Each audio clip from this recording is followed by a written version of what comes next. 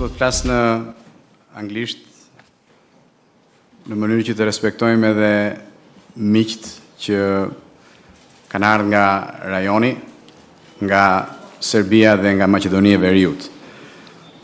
Gjithashtu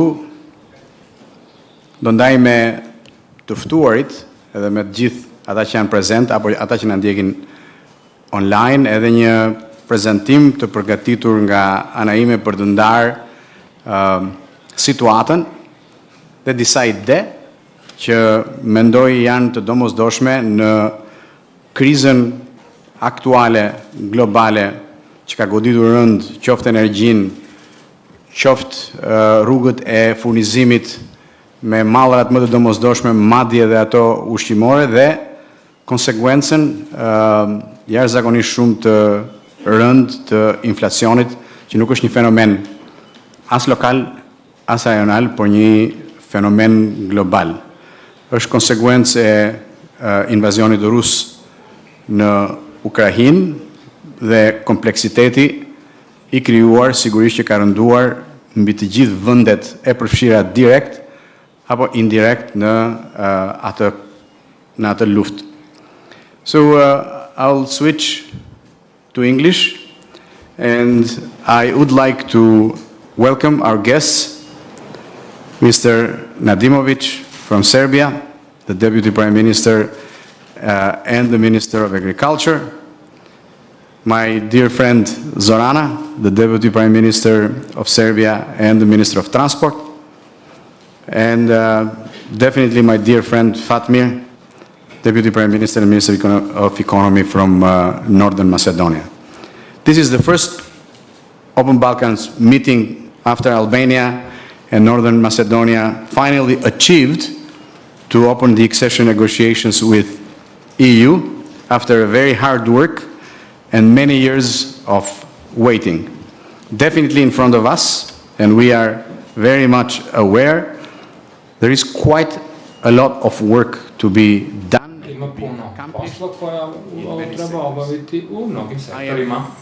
Ka shumë punë që duhet të kryhen në shumë sektor. Jemi bindur që zhvillimi i kësaj konference in ensuring a sustainable and safer future through enhanced collaboration and partnership.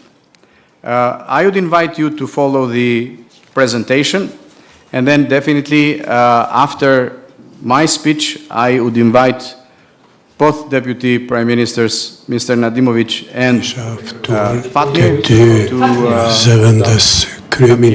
share with us. Që të dalin këtu dhe të ndajnë me ne fjalimet, mendimet e tyre, si dhe idetë për gjërat dhe temat që do t'i trajtojmë dhe diskutojmë këtu. Në slajdin e parë kam paraqitur atë se si shtetet u janë qasur ndryshimeve dhe përshtatjes, diku për fat të mirë dhe diku fat të keq nga fillimi i luftës në Ukrainë. Shumë njerëz 25 shkurt të këtij viti kanë thënë që bota nuk do të jetë më e njëjtë dhe kanë thënë që tash veç po e përjetojmë që nuk është dhe se nuk do të jetë bota e njëjtë. Në slajdin e dytë ndërkaq kam ndarë me juve inflacionin, pra presionin që bën inflacioni me cilin ballafaqohen shtetet e rajonit. Pra, unë do të paraqes edhe mendimin tim sa i përket inflacionit, dhe inflacionit është sikur kanceri. Në të vërtet, në një farë mënyre është i ngjashme me pandeminë, me COVID-19, nuk e shihni se si vjen, si arrin tek ne. Pra, ka një presion dhe ka ndikim të madh, por kur ka presion dhe në fuqishëm dhe në ekonomi këtë e pohojnë edhe ekspertët.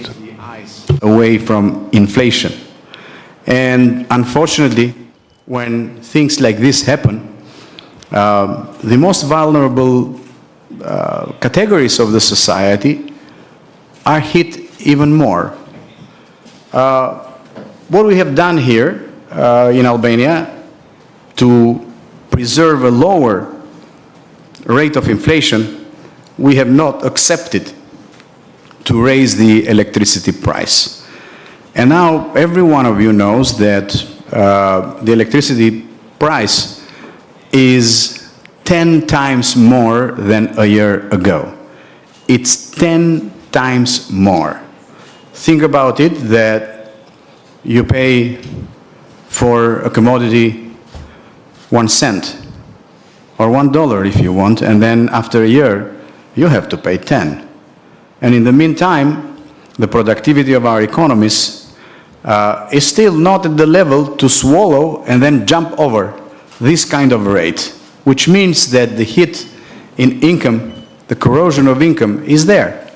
And this is the prime enemy of the ordinary people, citizen of Albania, of Serbia, of Northern Macedonia, Montenegro, and all the region. I don't start to mention all the EU countries that are going, or even United States, that are experiencing record high inflations and very fast corrosion of income, especially of the categories that, as I referred, are hit more, the most vulnerable. Then the third slide, I'm sharing with you the prices. And I compare sometimes with 1973 for whoever has not had a chance to read or is very young and has not experienced that. The energy crisis in '73 turned the world upside down. And the energy crisis, the global energy crisis, which is a combination of two major events. One is the disruption of production for many reasons. We don't have time to go to the reasons here, of the price of energy and the invasion unjustified invasion of, and unprovoked, I would say, of Ukraine from Russia. The prices are record high. I brought you the example, and I actually share with you that if the Albanian government would have allowed the prices to be free, practically the inflation rate of Albania would be more than 15%.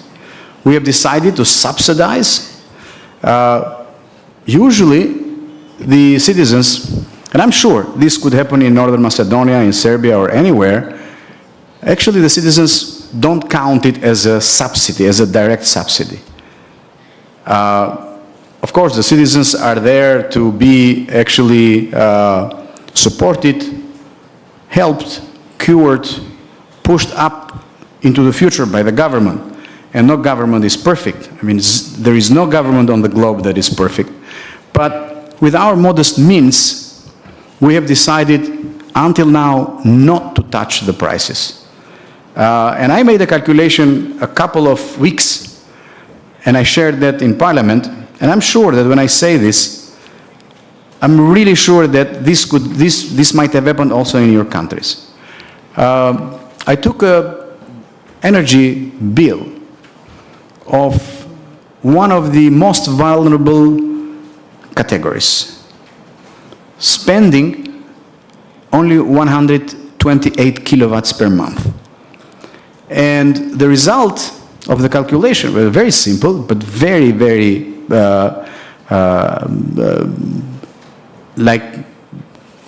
very thoughtful, let me put it this way, is that Albanian government subsidizes this family in a year about $1,300. And it's normal that in times of crisis, if you ask a citizen, is the government subsidizing you for the energy, they would say no. Because sometimes we tend to take things for granted. But this is this is a challenge, and it's a risk that any of our government is actually facing.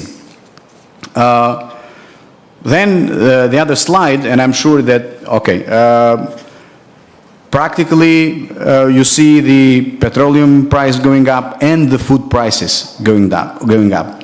For many reasons, also for the cut of supply routes, traditional supply routes that the commerce environment has been using. For example, the Odessa port, until some days ago, was closed. There is quite a lot of grain in Ukraine to be transported, and the port of Ismail, which is a port in Danube, is not enough. I really hope that the last agreement would function, and I really pray and hope that through that channel, food for the rest of countries would actually flow. But the prices, because of all the reasons that I mentioned above, and some reasons that I have not mentioned because time would not allow us, the prices are really up. I brought you a slide with an increase to an average that you could actually see agriculture price indexes and fertilizers prices, which shows us that 2023 is not going to be an easy year.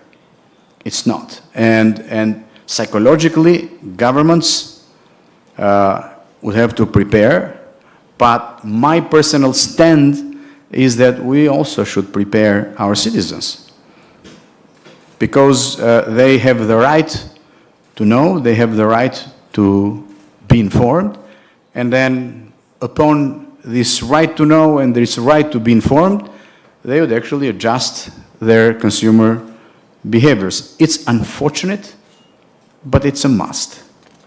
And I do believe that with the Open Balkan initiative that our prime ministers have rightfully so pushed, we actually could build on this initiative to act together towards the crisis.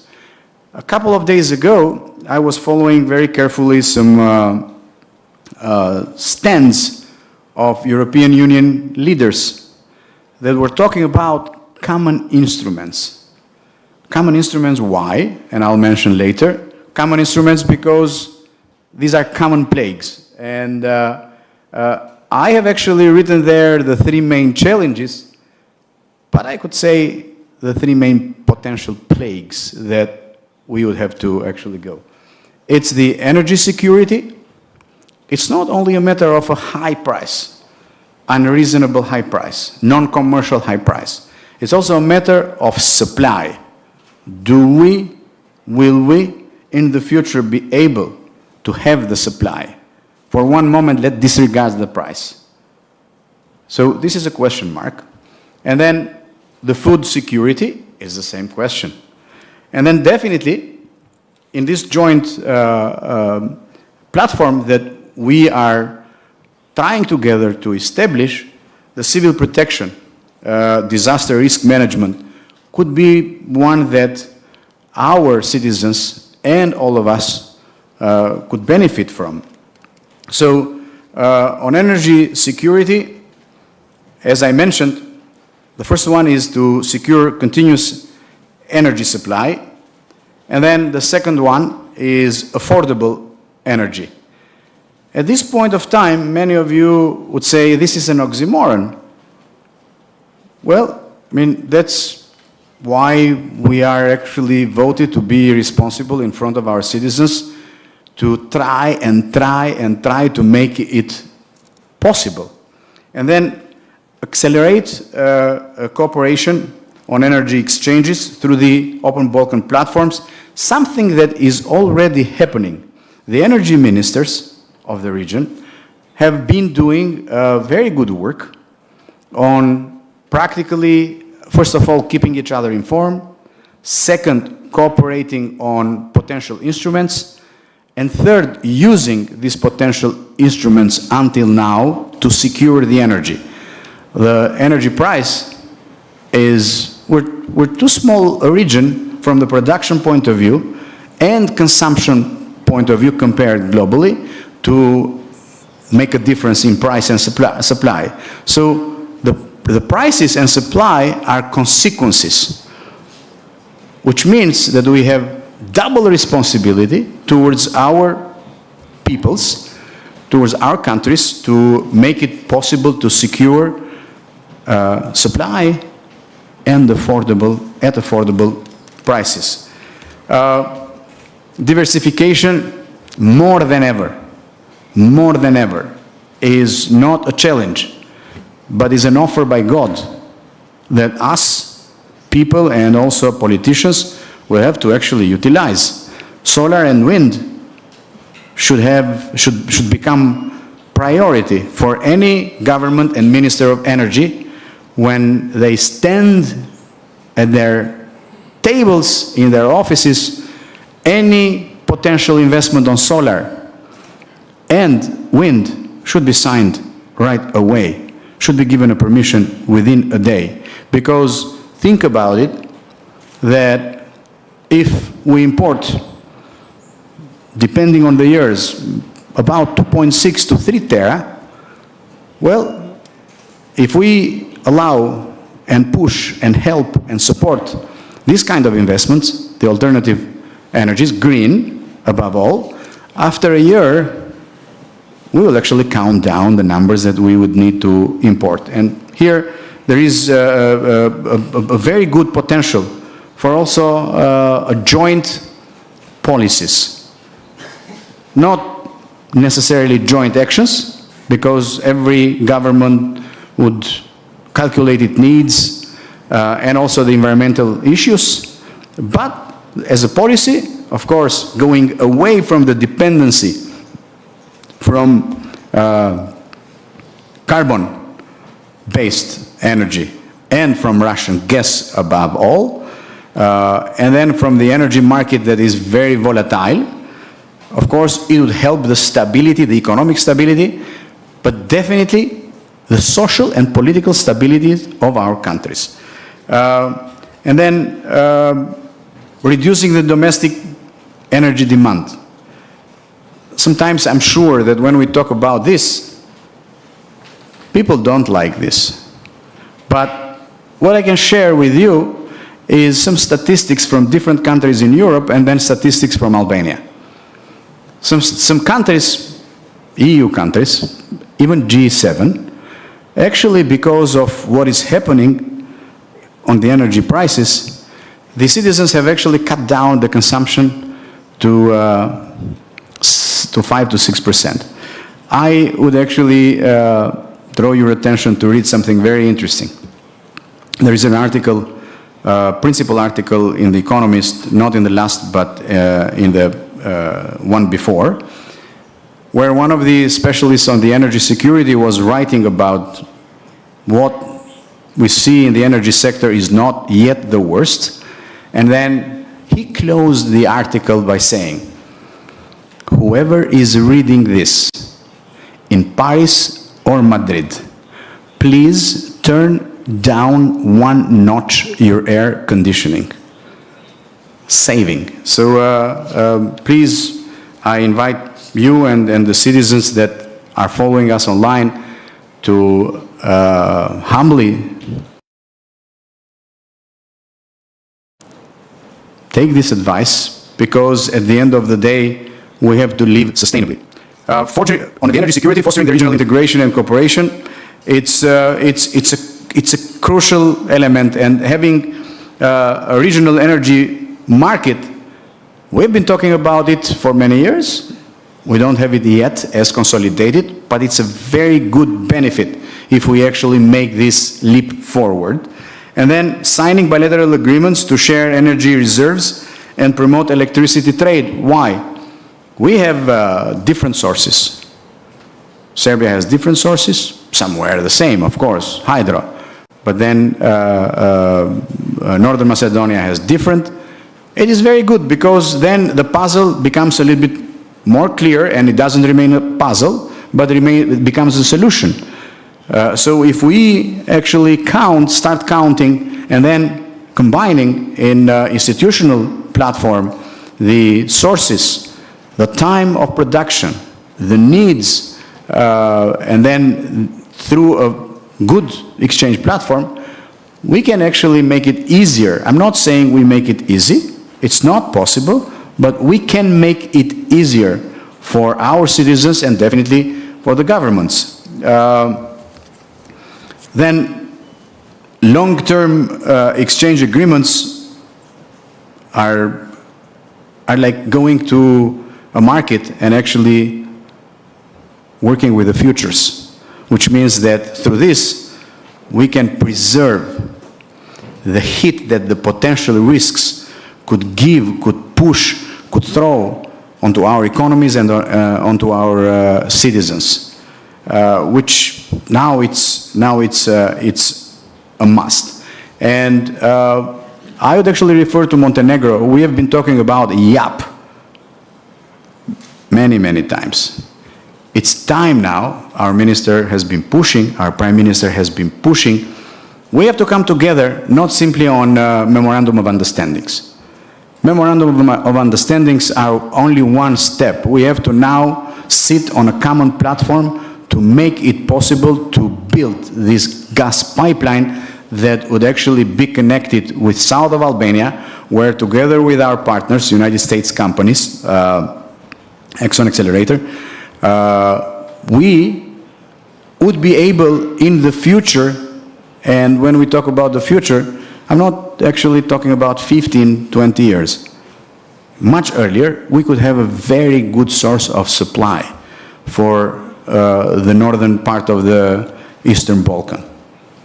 From Kosovo, Serbia, Montenegro, and even Croatia, if you want, lowering the dependence on the Russian gas and actually consolidating a much more sustainable and guaranteed source of gas from Vlora floating platform, and not only. We have actually been talking about market coupling, and that's also has a potential to lower the costs and the risks. We're already talking to Greece, and I believe that the participation of Montenegro would be of mutual interest. I would like to share with you in the other slide, the other step, very strong step that I mentioned a little bit above, the thermopower plant in Vlora, which has a great potential to become a natural gas provider for Europe. And it's really interesting that Albania has now that potential, and the work that the government has been doing is really visionary and very determined in order for us to actually turn this point into a source for Northern Europe. It will guarantee national gas supplies, distribution of LNG in small scale also, electric energy generation from from gas, the connection of thermopower plant of Vlora with TAP eventually will supply Europe with natural gas as well as the region through the reserve flows of Trans-Adriatic pipeline. On the food security, it is very important to keep the food trade open. It is, and I said that I really pray and hope that the agreement to allow the grain go out of Ukraine works, because with food, practically the panicking goes beyond the level of what a human creature can actually endure, accept and endure. And then supply chains and trade flows remaining operational, including for non-food sectors that are essential to the functioning of the food supply chain, from transport, etc., etc. I mentioned the blockade of Odessa port from the Russian military forces, which has contributed significantly in the increase in the insecurity, but also in the prices, definitely. And then I mean, we owe to our citizens, we have to navigate in the volatility prices of the food supply. And then here I propose establishing a regional mechanism similar to the European food security crisis mechanism. Countries that are much more consolidated in crisis management actually are doing this. Why shouldn't we? And I think we have reached to that relationship maturity with each other. And definitely enhance a collaborative approach between the public and private parties that play a role in the food supply chain. By the way, I would like to share with you that some months ago, we have introduced an initiative with the private sector by offering sovereign guarantees to them to buy food commodities, the essentials one, of course, and then we take the responsibility that in case that the crisis winds down and their prices, the initial prices of their buy are high, the government is willing to actually and is committed, not simply willing, to buy the commodities, the supply, the inventory at the price that they have actually bought initially in the market. This adds an element of food security and also ensures the commercial entities that they are guaranteed in the market and they only focus on actually finding, securing these supplies in the necessary quantities for the citizens, like 2 months, 3 months reserves. And also, we together have to go through mapping of risks and vulnerabilities in the region food supply chains, followed by the recommendations and mitigation measures. It's not simply we have to talk about it, but we have to actually go to the other level to think about how we mitigate. First of all, we identify these risks, and then second, we mitigate this risk because these are not, it's interesting, these are not risks that you sit today here, you talk about them, and then you plan that these risks would materialize after 2 or 3 months. No, it's not like that. It's, you talk today, and by the end of the day, you might see the risk materialized, which means that any second that goes without doing that, we might be late, and then we have zero justification in front of our citizens. Prioritize the movement of goods and services crucial to the food supply chain for the region. The port of Durrës could become an important gate for the Open Balkan and neighbor countries, offering a fast lane and expedited procedures for food products. Our infrastructure has improved significantly. We're not far from each other, either by air or by road, and some countries also by train. So Port of Durrës, for any one of us in the region, is just next door. So again, this is an element that we have to elaborate together during these days. And boost regional cooperation. Each country could rely on their comparative advantage in production to supply the region. Albania, for example, fruits and vegetables, Serbia, wheat and corn. So practically the puzzle does not remain a puzzle, but becomes a platform. And that's, I do believe, it's key.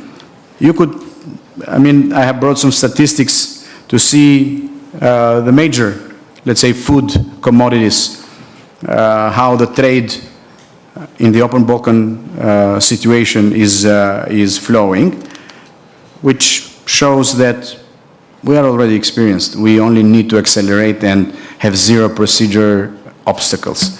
And then on the food security, I brought you some consumption figures and imports and what is required to have as reserves if we would follow the logic of 3 months reserves in wheat, corn, sugar, vegetable oil, rice, which we consider, even in a discussion with the Prime Minister and our Minister of Agriculture, in detail what is crucial for our inventory of reserves.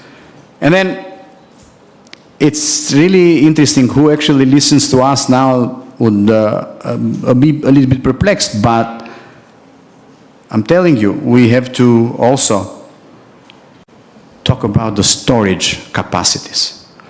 Because a question could be there, what is the 3 months for Albania on grain? 125,000 tons of grain that we need to have in reserves. Do we have the silos? So these kind of questions would bring us to the same platform to say, hey, we have storage for fruits and vegetables and sugar.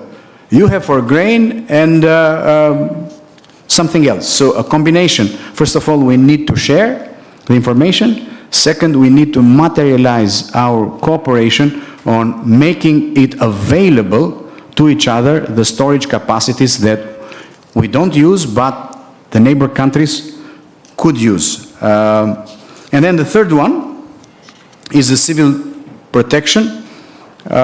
Here, the 2014 flooding in Serbia, the 2017 record temperatures that caused a drop of agricultural output in Serbia, 2019 the devastating earthquake in Albania.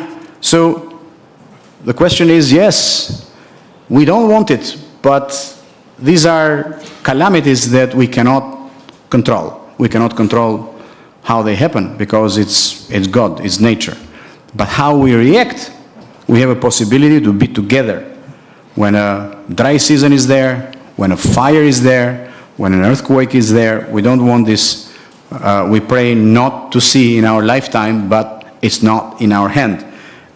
So again, preventing is something, preparing for is, and the response to disaster is something else. And we have really good examples, even the last fires where Greece brought Canadair planes to help us on extinguishing the fires, or the Serbian government that offered their helicopters to help us extinguish these fires. But think about it, if we actually have a joint mechanism which is attached to the European mechanism of disasters, of civil protection, let me put it this way, then we can't prevent them because they happen by nature and God, but then how we respond, it is in our hand, and definitely together we can respond much quicker and better. And then adapting the EU civil protection mechanism to the Open Balkans initiative, I think it's a must.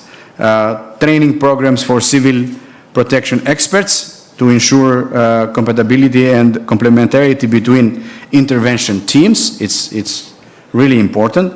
Training capacities for specific disasters, because the map of the risks is not the same.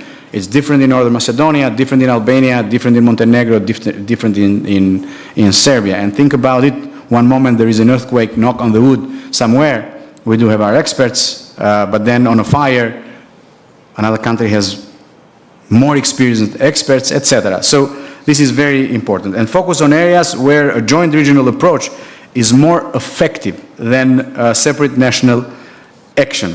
And then, of course, now it's a good time to think about long-term measures, establishing standard operational procedures and communication protocols, like the European Union has already done and successfully use it anytime something happens. Designing a joint evacuation and shelter accommodation plan when a disaster overwhelms a country's ability to contain it. And we have seen that. We have seen that several times. And then setting up a regional network of disaster risk management experts. When something happens, we know whom to call, whom to ask, whom to advise get. And then, of course, on tourism and trade, we're already doing that. In September, we all are actually going to Belgrade to share our fantastic food menu, the tourism culture, the tourism resources, and then the potential for exchange, I am very, very happy that Albania is becoming a very desired destination for some, the first destination of tourism. Please do. It's the safest country on the globe, the most bio, and the hospitality is not comparable. If you want to compete on hospitality, you're welcomed. We will see when we come to Northern Macedonia, to Serbia, to Belgrade, to Montenegro, Bosnia, Herzegovina, Kosovo, and somewhere else. This is what I wanted to share with you. I thank you very much. I try to kind of put some milestones on our discussions for the next 2 days, and now I would like to invite the Deputy Prime Minister of Serbia, Nadimovic, and the Minister of Agriculture. Please. And then, Fatmir, it will be your turn. Thank you very much. Thank you. Thank you. Poštovani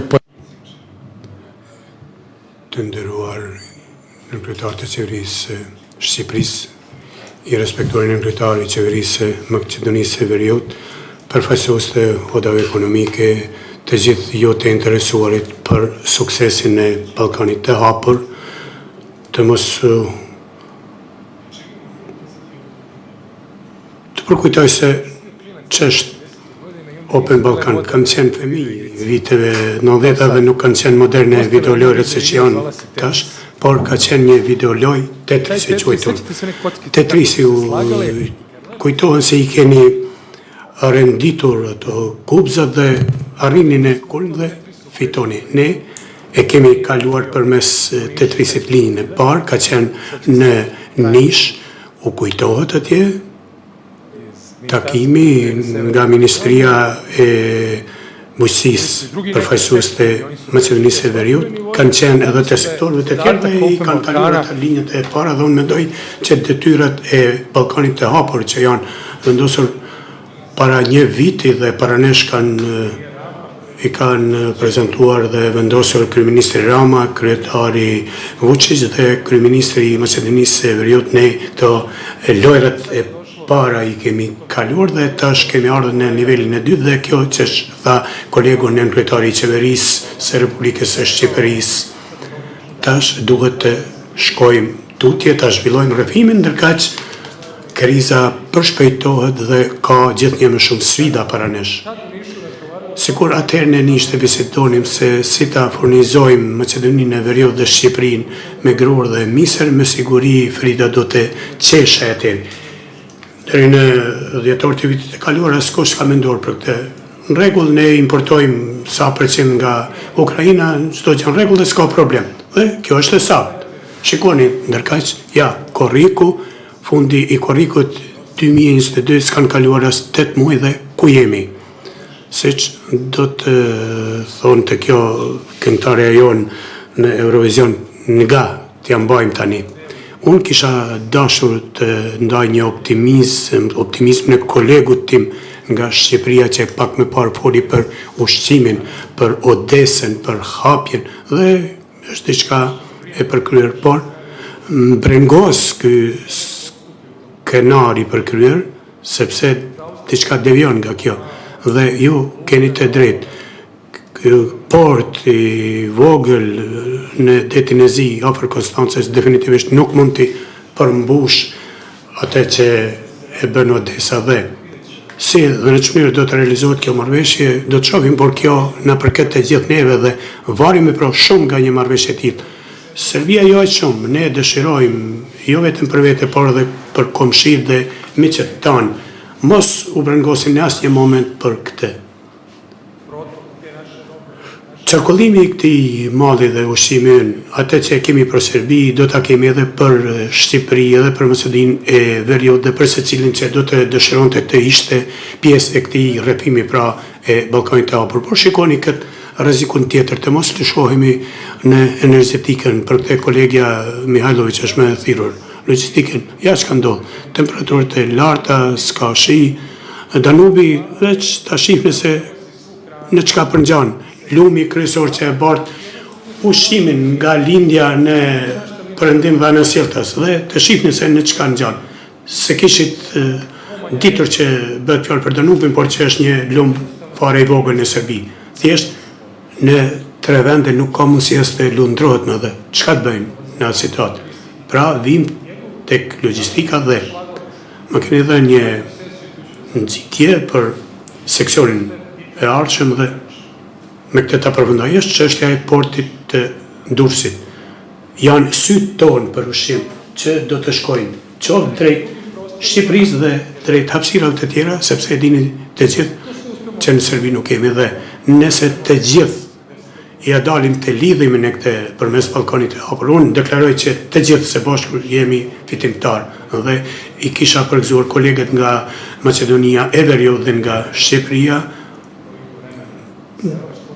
kanë nisur bisedimet pas sa kohësh me Bashkimin Evropian, mendoj që do të vazhdojnë të ecën përpara me hapë të shpejt dhe presoj që të jemi së bashku në një vend që është tash për tash më rregulluar dhe quhet Bashkimi Evropian. Faleminderit shumë.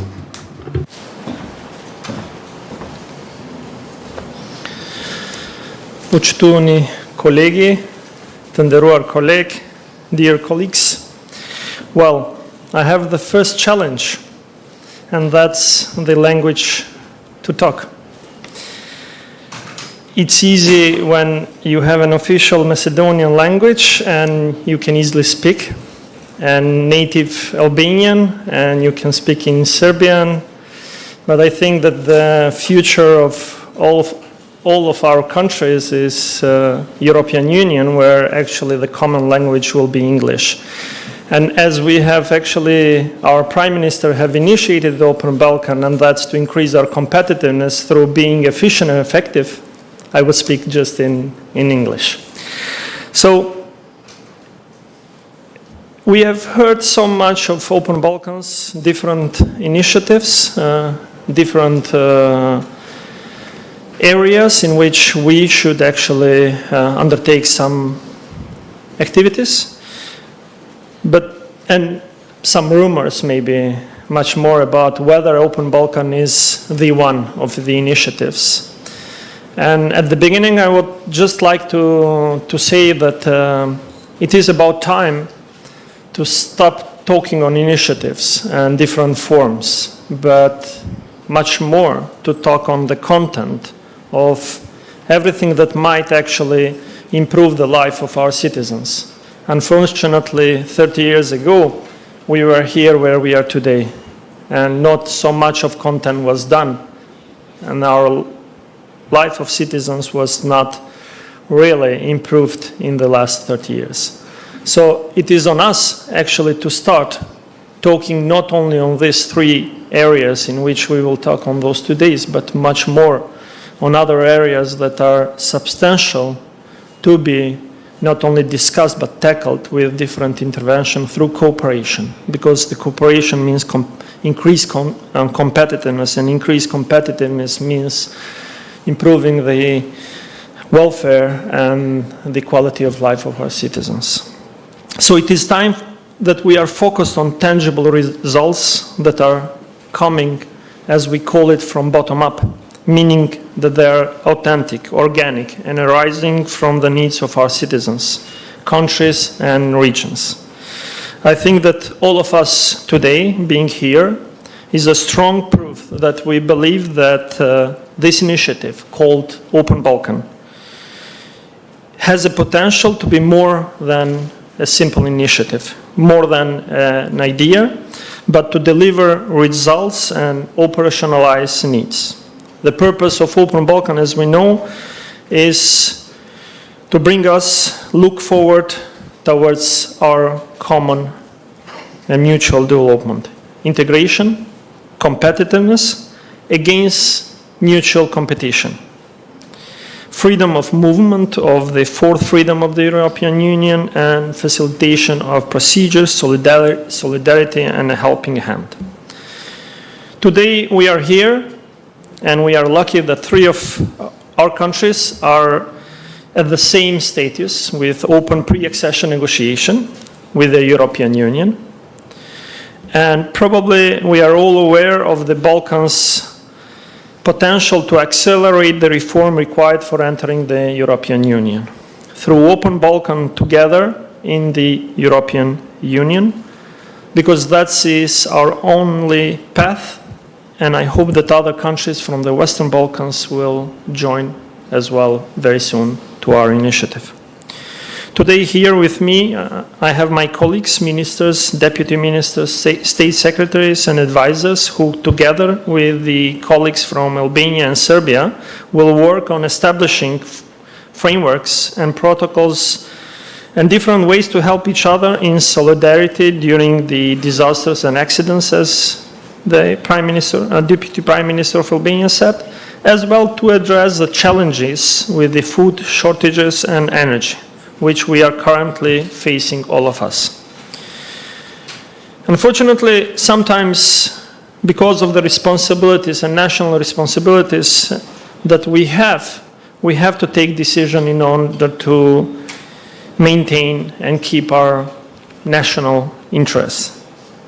Last week, we just brought a certain decision as the government of North Macedonia, in which actually we will ban the export on wheat for a certain period, because unfortunately, internally, the different stakeholders were not acting properly, and this is a measure that was needed to be done.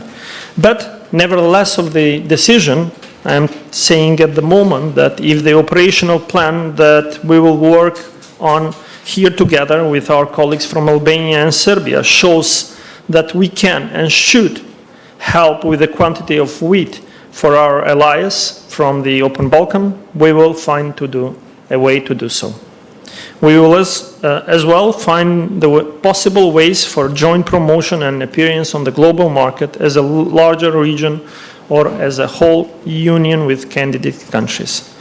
The promotion of trade and supply chains is one of the potentials that we can all capitalize on by stimulating and bringing the supply chain in our countries and of course close to the European Union borders, as most of us are talking on nearshoring. Because in the last 3 years we have seen, and it has been shown, that the Far Eastern markets are not reliable and they are too much fragile in times of crisis, and that's why this should be wisely used.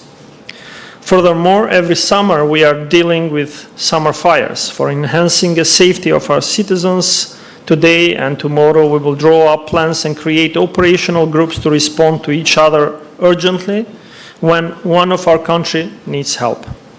Certainly, we will discuss the joint overcoming of the energy crisis and manners for saving, something that I stressed to my fellow citizens a few months ago as not only necessary, but simply the only responsible and solidarity behavior of each of us. Finally, something I believe the citizens are expecting, defining the manner for activating the identification number for the citizens and the need for abolishing the work permits.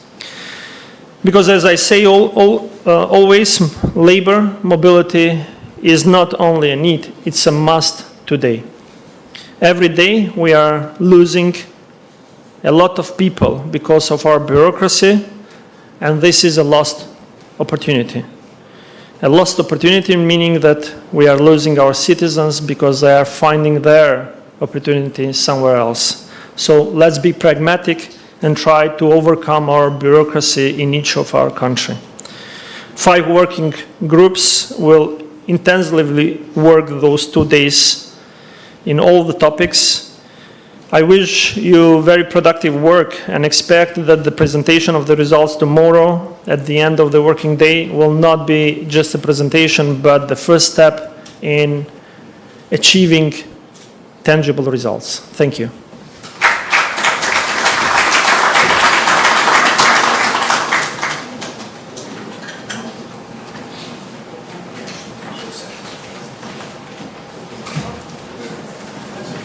Okay,